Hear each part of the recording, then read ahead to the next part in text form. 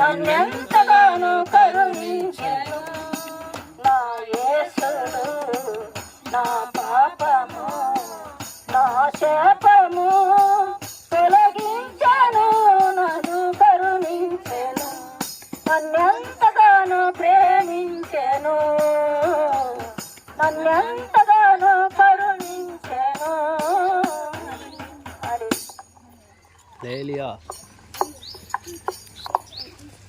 దేవుని నామానికి మహిమ కలుగును గాక. ప్రియమైన సహోదరి సహోదరులారా, ఈ యొక్క సాయంకాల సమయంలో మిమ్ములను మీ గ్రామాన్ని ప్రేమించి దేవుని వాక్యాన్ని యేసు క్రీస్తును గుర్చిన రక్షణ సువార్తను మరి మీకు అందించడానికి మిమ్మల్ని ప్రేమించి మీ మధ్యకు వచ్చున్నాం.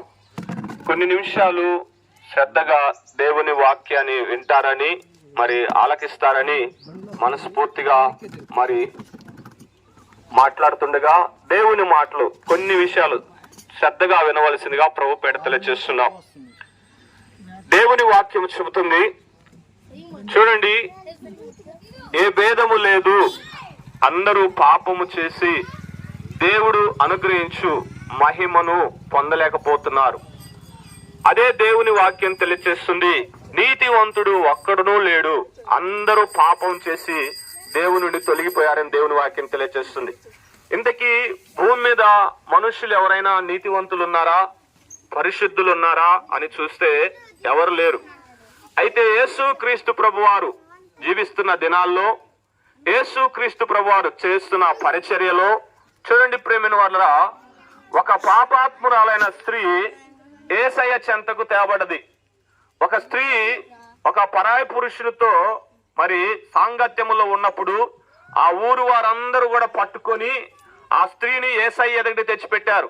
ఈమె వ్యభిచారం చేస్తుంటే పట్టబడ్డది కాబట్టి మా ధర్మశాస్త్ర ప్రకారము రాళ్ళేసి ఈమెను చంపాలి, బోధకుడా మరి నువ్వేం చేస్తావు, ఏం చెబుతావు ఈ స్త్రీ గురించి అన్నప్పుడు యేసు క్రీస్తు ప్రభు వారు ఒక మాట అంటాడు, మీలో పాపము చెయ్యని వాడెవడో మొట్టమొదటిగా వాడొచ్చి ఈ స్త్రీ మీద రాయేయమన్నప్పుడు చూడండి, చిన్నలు మొదలుకొని పెద్దవాళ్ళ వరకు ముసలోళ్ళందరూ కూడా ఆ స్త్రీ మీద రాళ్ళేయటానికి వచ్చారు.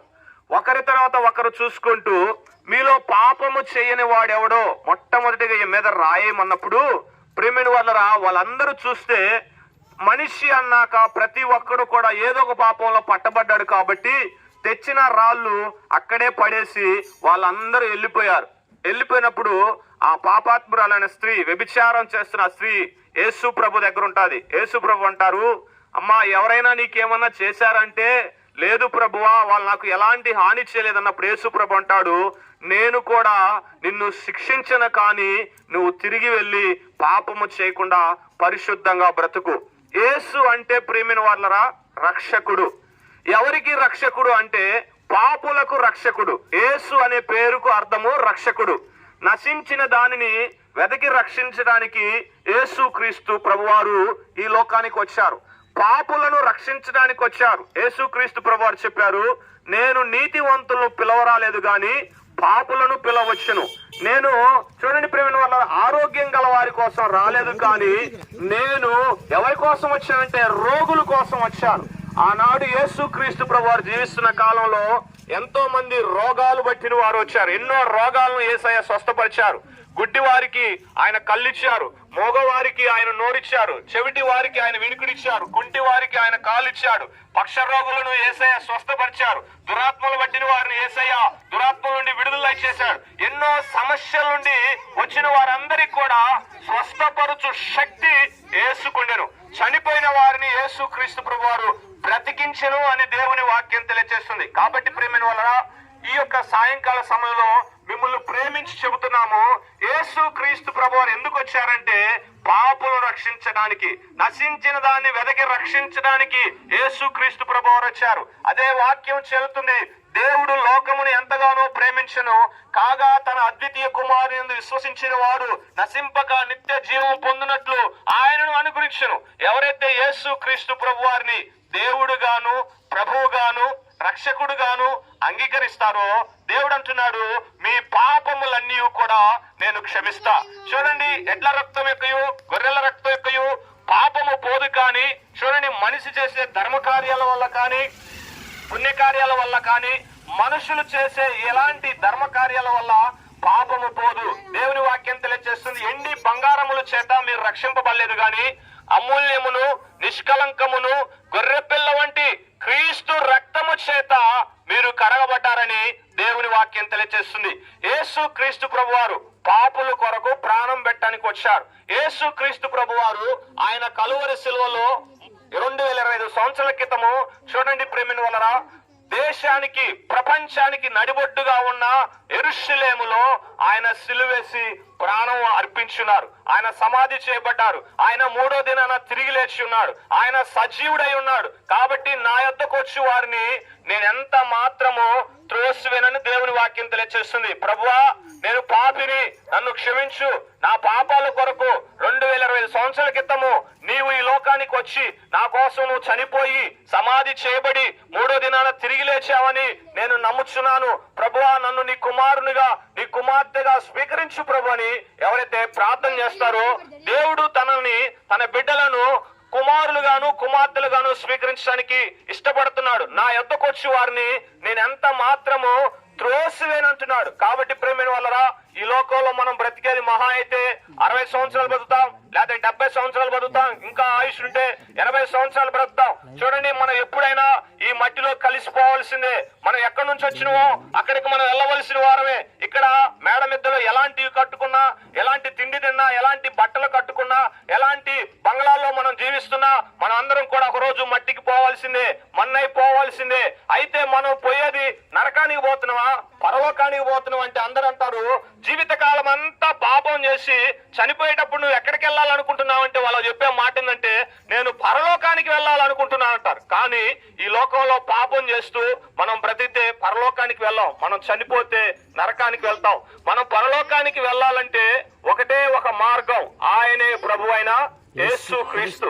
నేనే మార్గము, నేనే సత్యము, నేనే జీవము, నా ద్వారా తప్ప ఎవడు పరలోక రాజ్యానికి వెళ్ళలేడు. ఈ వార్తను మీకు చెప్పడానికి వచ్చాం. యేసు అంటే రక్షకుడు. ఆయన ఎందుకు వచ్చాడు? పాపులు రక్షించడానికి వచ్చాడు. యేసు మరణాన్ని గెలిచి తిరిగి లేచిన వాడు. యేసు నిన్ను నన్ను పరలోక రాజ్యానికి తీసుకెళ్లగలిగిన దేవుడు. ఆయనే మార్గము, ఆయనే సత్యము. ఆయన గనుక నువ్వు విశ్వసించినట్లయితే, అయ్యా ఇంత వాక్యం చెప్పావు కదా, యేసు ప్రభుని నమ్ముకోవాలంటే నేనేం చేయాలంటే, వినుట వలన నీకు విశ్వాసం కలుగుతుంది. ఎవరైతే వింటారో, ఎవరైతే రక్షణ పొందుతారో వారు చిన్న ప్రార్థన చేస్తే చాలు. హృదయమందు నువ్వు 2 మాటలు అనుకుంటే చాలు, యేసు ప్రభువా నీవు దేవుడు అని, ప్రభు అని నా నోటితో నేను ఒప్పుకొనుచున్నాను, నా పాపాలు క్షమించు, ఇప్పటి నుంచి నీ బిడ్డగా నేను బ్రతుకుతాను, నీకు సాక్షిగా నేను జీవిస్తానని ఎవరైతే అంటారో, ఆయన ఇప్పుడే వారి పాపములను కడిగి ఆయన వారిని పరిశుద్ధులుగా తీరుస్తాడు. ఆయన నిన్ను తన కుమారునిగా స్వీకరిస్తాడు. ఇంతకు మించి నువ్వు ఏం చేయాల్సిన అవసరం లేదు ప్రియమైన బిడ్డ. ఇంతకు మించి నువ్వు దేవుని దగ్గర ఏం కోరుకోవాల్సిన, దేవుని నీ దగ్గర వచ్చి ఏమనగట్లా, ప్రభువా నేను చేసిన ప్రతి పాపము నుండి నన్ను నీ పరిశుద్ధమైన రక్తంతో కడుగు, నన్ను నీ కుమారుడిగా, నీ కుమార్తెగా స్వీకరించుకో చాలు ప్రభు. నువ్వు ప్రార్థన చేస్తే ఆయన నీ హృదయంలోకి వస్తాడు. దేవుడి ఈ చిన్న మాటలు మన వినికిల్లో దీవించి ఆశీర్వదించుడుగాక. ప్రియమైన వారలారా, మీలో ఎవరికైనా ప్రార్థన అవసరతలు ఉన్నట్లయితే దయచేసి మీరు ముందుకు రండి. మీ కొరకు మేము ఉచితంగా ప్రార్థన చేస్తాం.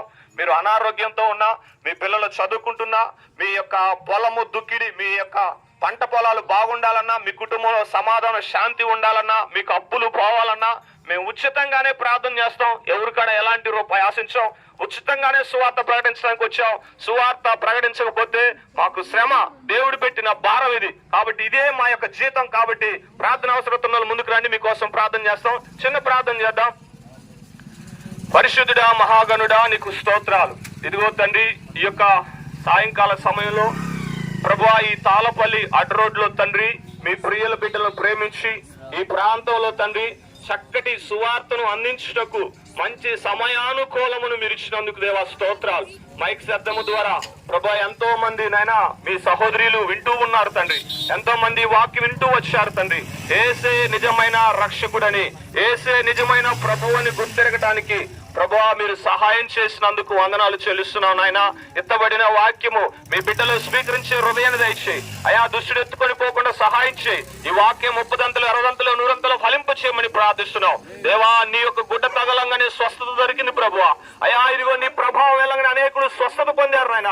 నీ మాటలో స్వస్థత ఉంది ప్రభువా, నీ ఉమ్ములో స్వస్థత ఉన్నది ప్రభువా, నీ చెంగులో స్వస్థత ఉంది ప్రభువా, నీ నీడలో స్వస్థత ఉంది ప్రభువా. నా యొద్దకు వచ్చి వారు ఎంత మాత్రం త్రోసివేనన్న దేవుడా, నీ బిడ్డలకు ఏ అవసరతలు ఉన్నాయో ప్రతిదీ నీ కృప కలిగిన ఐశ్వర్యములో తీర్చి నీ నామంలో నీ బిడ్డలకు స్వస్థత, ఆరోగ్యము, నెమ్మది, సమాధానము, రక్షణ అనుగ్రహించమని యేసు నామములో ప్రార్థిస్తున్నాను తండ్రి. ఆమేన్. ప్రార్థన అవసరత